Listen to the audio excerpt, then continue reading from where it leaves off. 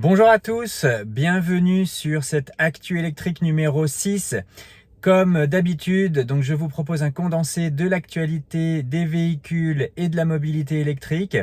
Et je vous invite en complément de cette vidéo à aller voir mes deux dernières vidéos, l'une consacrée donc à la baisse possible du prix de la Tesla Model 3 au regard de la baisse des taxations européennes, et puis une autre vidéo qui elle parle de la hausse possible des coûts de LOA et LLD.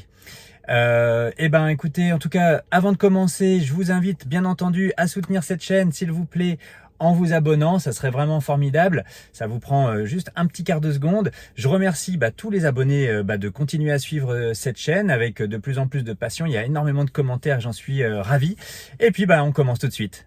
Pour vous repérer facilement dans la vidéo, je vous propose la petite barre qui est en haut de cet écran avec le menu de la vidéo, et puis le chapitrage de la vidéo qui figure là sur le bas de la vidéo, où vous pourrez donc facilement naviguer avec votre souris ou directement en tapotant avec votre doigt. Allez, c'est parti.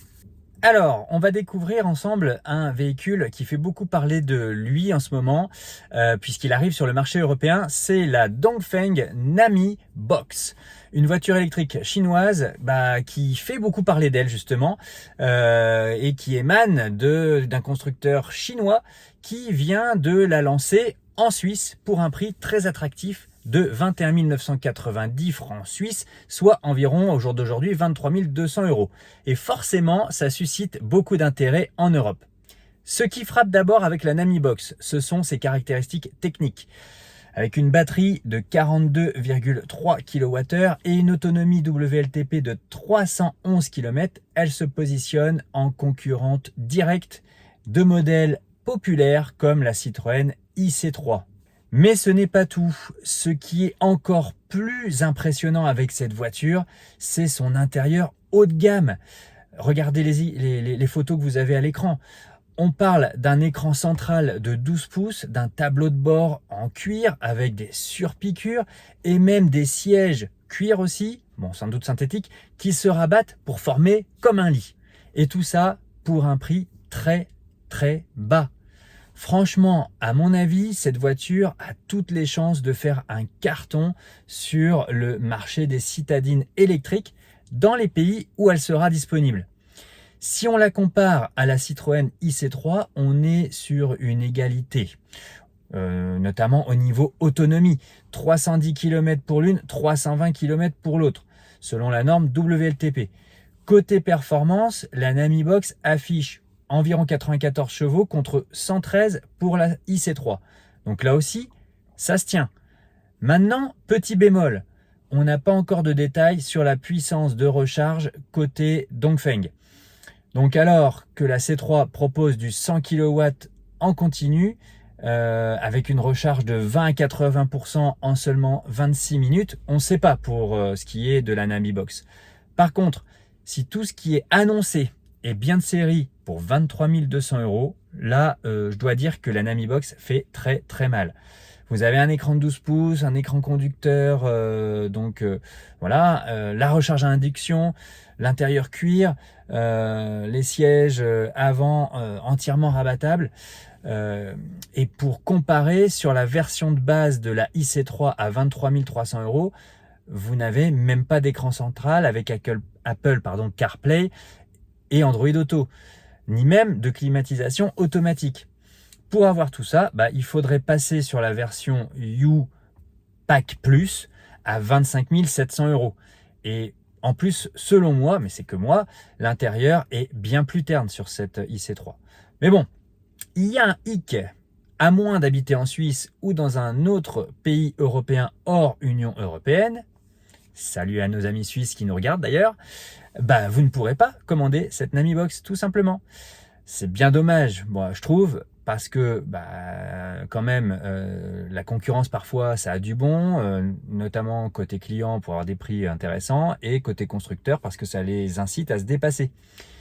Le problème, c'est que si Dongfeng décidait de commercialiser cette Nami Box en France, elle serait lourdement taxée à cause des mesures prise par l'Union européenne, ce qui la rendrait bien trop chère face à la concurrence. À moins que Dongfeng ne décide de rogner sur ses marges, évidemment. On ne sait jamais, peut-être que les clients français auront droit un jour à une Nabibox à un tarif compétitif si les négociations entre Dongfeng et l'Italie pour l'implantation d'une usine aboutissent à un accord. Dans ce cas, les surtaxes européennes seraient évitées.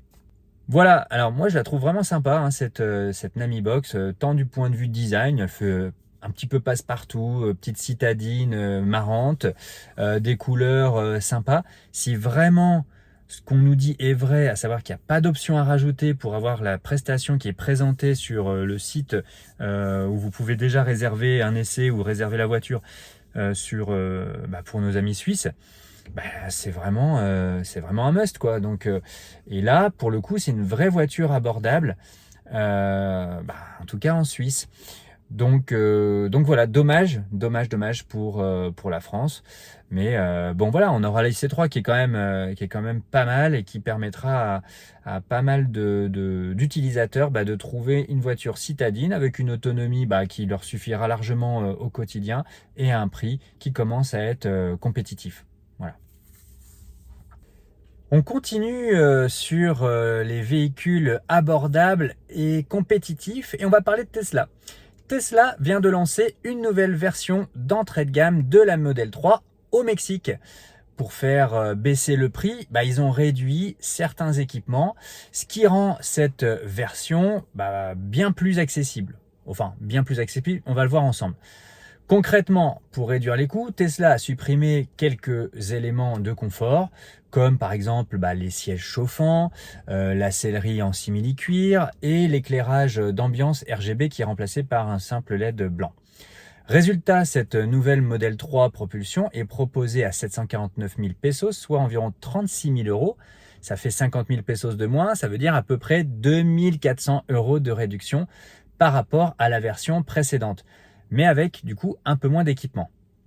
Mais attention, même avec ces équipements en moins, cette série-là, elle reste intéressante pour ceux qui vont chercher avant tout une voiture efficiente avec une bonne autonomie, les mêmes performances que la Tesla Model 3 classique et donc la super réputation aussi de la Tesla.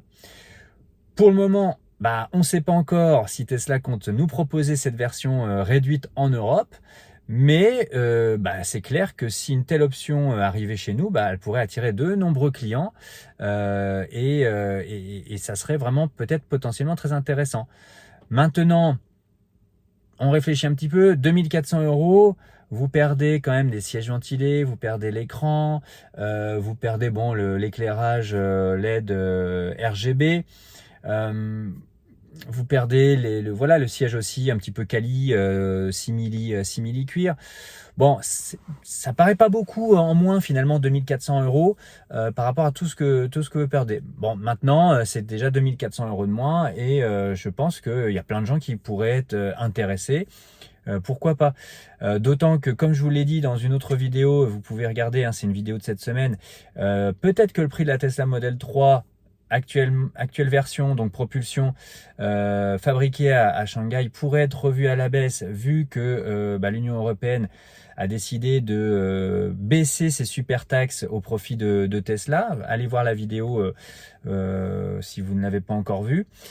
On pourrait donc du coup estimer la version propulsion actuelle autour de peut-être 40 000 euros au lieu des 41 500 je crois à peu près actuellement, et puis peut-être une version un peu allégée en équipement autour de 38, pourquoi pas.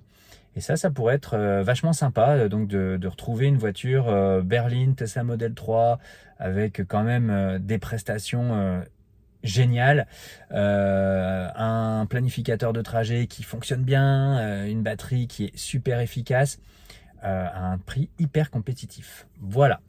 Bon, en parlant de prix hyper compétitif, je vais vous parler d'une supercar à prix hautement compétitif. Bon, un prix de supercar quand même, Et donc c'est BYD qui a frappé fort avec la sortie de sa première supercar électrique, 100% électrique, hein, le Yangwang U9, lancé en février 2024. Cette bête de 1200 chevaux est clairement conçue pour rivaliser avec des marques prestigieuses comme Ferrari et Lamborghini. Côté performance, c'est impressionnant. Le U9 est équipé de 4 moteurs électriques qui lui permettent de passer de 0 à 100 km/h en 2 secondes 36. Ouais, vous avez bien entendu, c'est ultra rapide et c'est surtout plus rapide que des légendes comme la Ferrari SF90 Stradale ou la Lamborghini Aventador SVJ.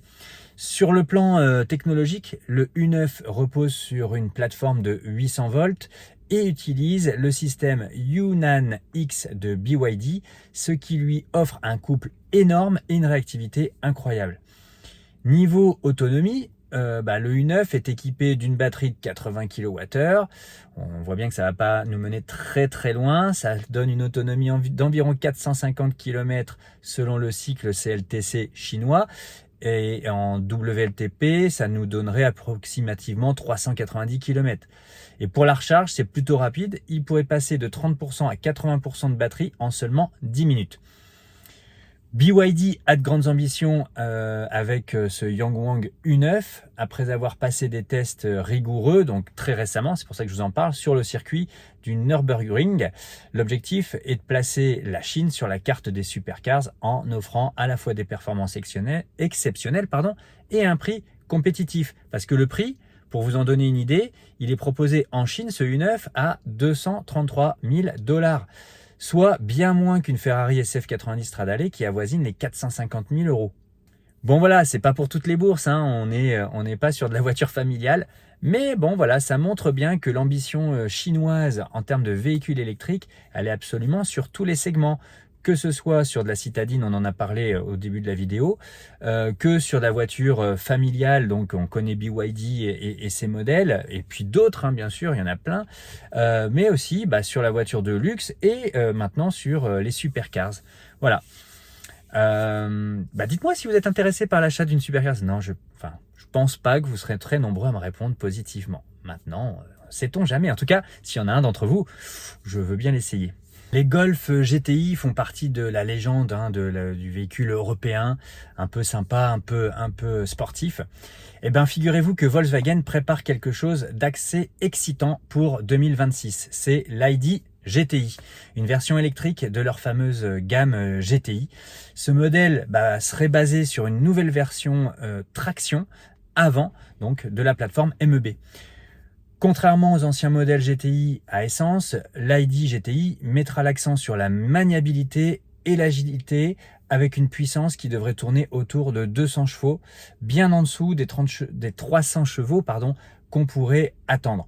Mais attention, Volkswagen promet une expérience de conduite ludique, presque comme un vrai karting, un vrai go-kart, d'après leur chef technique, Monsieur Grunitz. Et comme ce sera une traction, ça pourrait offrir un caractère un peu plus jovial, un peu plus joueur sur la route. Qui serait donc aussi différent des propulsions qu'on retrouve habituellement sur les modèles électriques.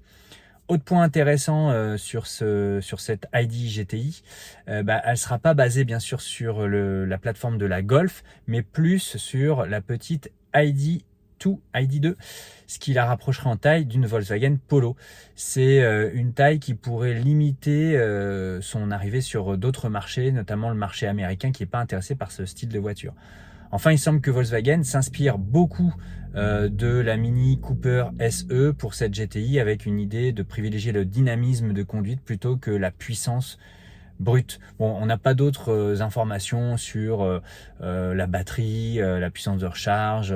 On n'a pas encore énormément d'infos sur ce véhicule. Je vous en dirai plus quand les infos sortiront au fur et à mesure, évidemment. Mais je trouve que c'est sympa de se projeter et de se dire tiens, ça y est, même l'électrique maintenant, on est aussi sur du véhicule plaisir, avec des choses un peu plus, peut-être un petit peu plus typé sport, et ça pourra sans doute séduire certains. Voilà. On va parler un peu techno du futur maintenant avec cet article que j'ai pris sur Inside EVs et qui parle de Waymo, la filiale d'Alphabet qui est aussi derrière Google et qui avance à grands pas dans le domaine des robotaxis. Ils sont en train de tester actuellement un nouveau minivan autonome basé sur un modèle fabriqué en Chine par la marque Zeekr. Avant ça, Waymo utilisait des Jaguar E-Pace pour ses tests de conduite autonome, comme vous avez peut-être vu ça sur d'autres articles. Ce nouveau robotaxi est équipé d'un système de conduite autonome de 6e génération et il intègre des capteurs plus avancés et plus compacts que ceux des anciens modèles. Il serait également moins cher, moins coûteux donc à produire. Les capteurs sont spécialement conçus pour affronter des conditions climatiques, météorologiques difficiles, comme la neige ou les températures glaciales, parce qu'ils incluent même des capacités d'auto-nettoyage pour garantir une visibilité optimale en toutes circonstances. C'est vrai que c'est plutôt intéressant quand il n'y a pas de pilote. Le système Waymo Driver utilise une combinaison très impressionnante au niveau technologique avec 13 caméras, 6 radars, 4 capteurs lidar et d'autres récepteurs audio. Tout cela permet de créer une vue à 360 degrés, détecter des objets jusqu'à 500 mètres de distance. Toutes ces technologies, on nous explique qu'elles fonctionnent ensemble pour offrir une sécurité accrue. En fait, elles sont toutes redondantes. Bien que le minivan soit fabriqué en Chine, il est expédié aux États-Unis pour l'installation des logiciels et des capteurs. Il arrive donc sans rien. Waymo a précisé ce détail pour répondre aux préoccupations concernant la sécurité des logiciels, notamment en lien avec la Chine. Donc voilà, il y a la guerre entre Tesla et Waymo sur le robotaxi. Tesla nous promet des annonces, je crois, en octobre prochain. On verra ce qu'il en est. En tout cas, il me semble que Waymo a l'air d'avancer un peu plus vite que ne le fait Tesla. À voir dans le futur. On regardera ça, on suivra ça ensemble. Mais moi, je trouve que c'est intéressant. Pour les mobilités de demain, le développement de ces technologies autonomes est ultra importante. Maintenant, on va parler de nos fameuses news un peu insolites. Et vous allez voir, la première, elle n'est pas piquée des hannetons. Ramzan Kadyrov, le dirigeant de la République tchétchène, a récemment fait parler de lui en modifiant un Tesla Cybertruck qu'il a reçu, on ne sait d'où d'ailleurs. Il a carrément installé, le gars, une mitrailleuse montée à l'arrière en transformant le véhicule en une véritable machine de guerre. Super. Kadyrov n'a pas manqué de faire l'éloge du Cybertruck en louant sa rapidité, sa maniabilité, même sa durabilité. C'est un fervent défenseur. Il l'a surnommé le sien le Cyber Beast. Le véhicule modifié est destiné à être envoyé, soi-disant, dans une zone militaire pour soutenir les troupes tchétchènes. Kadyrov prévoit ensuite de faire un retour à Tesla sur les performances du Cybertruck dans ces conditions extrêmes. Merci Monsieur Kadyrov. Il y a une petite controverse autour de cette acquisition parce qu'Elon Musk, il a dû intervenir pour démentir les rumeurs selon lesquelles c'est Tesla qui aurait offert le Cybertruck à Kadyrov. Il a été très clair là-dessus, Elon. Tesla ne fait pas de cadeau de véhicule, dommage pour nous. Et il a réfuté cette idée sur les réseaux sociaux et bien entendu sur le sien. Voilà, donc on est dans un monde de barjots, on le savait déjà. Merci Monsieur Kadyrov. On passe à la dernière news qui est encore une brève un petit peu insolite. Vous l'avez peut-être d'ailleurs vu ailleurs, on en a tellement parlé de cet incident qui a eu lieu à 7. Donc il y a pas mal de sites, Frandroid, puis même Le Parisien en ont parlé bien entendu. Il y a quelqu'un qui a provoqué un embouteillage monstre à 7, qui a duré 45 minutes cet embouteillage, en lançant en plein milieu de la rue, une mise à jour de sa Tesla. Le gars, il était un petit peu a priori dans des bouchons. Il s'est dit, tiens, pourquoi pas faire une mise à jour? Allez, je la lance là, j'ai le temps. Ben non, mon gars, c'est pas comme ça que ça marche. Tu sais bien qu'il faut prévoir quand même, à peu près 20 minutes minimum, 20-45 minutes parfois pour faire une mise à jour et que ça aille au bout du processus. Sinon, ta voiture, elle se ferme, en tout cas tu ne peux plus utiliser ta voiture, donc il faut que tu sois en mode parc, c'est quand même beaucoup mieux. Tu te mets sur le côté et tu fais ta mise à jour tranquillement. tu embêteras, pour rester poli, personne. Ce qui est dommageable, alors voilà, je vous passe les détails sur tout ça, bien entendu, mais ce qui est dommageable, c'est encore, bien entendu, que ça a fait les choux gras des médias anti-VE, bien sûr, à cause d'une Tesla. On a eu 45 minutes de bouchon dans cette. Eh ouais, c'est la voiture qui fait des mises à jour toute seule. Ben non, c'est pas exactement ça. C'est un pauvre idiot qui a fait encore n'importe quoi. Et tout le monde, enfin en tout cas, beaucoup de propriétaires de VE vont en partir, et notamment les propriétaires de Tesla. Voilà. C'est tout pour aujourd'hui les amis, c'était une actualité bien sympa que j'ai apprécié de vous commenter. Merci d'avoir regardé, abonnez-vous si c'est pas déjà fait.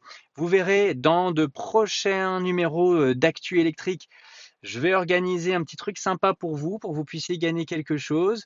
Voilà, j'ai un partenariat qui risque d'être intéressant en ce sens. Donc ça mettra un petit peu plus de piquant aussi à cette actu électrique et un peu plus d'intérêt encore pour vous. Mais je pense que le plus intéressant, c'est bien entendu de prendre connaissance de toutes ces news, et il y en a chaque semaine, croyez-moi. Allez, à très bientôt sur Famille électrique. Comme vous savez, moi c'est Laurent. Je vous dis à la prochaine. Ciao.